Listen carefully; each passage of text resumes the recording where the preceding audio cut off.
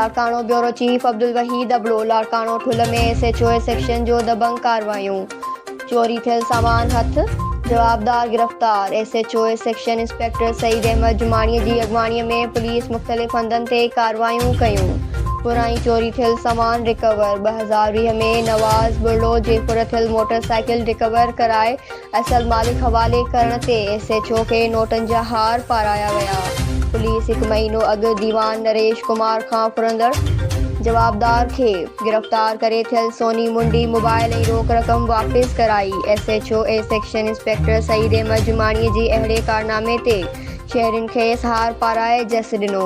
उन मौक़े ते SHO सईद अहमद जुमाणी चयो त पंहिंजी हद में ॾोहारियुनि खे हरगिज़ बर्दाश्त न कयो वेंदो।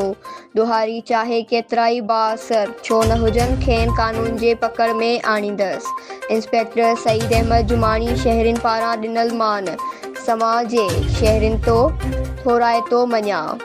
News Sindh express news Larkana.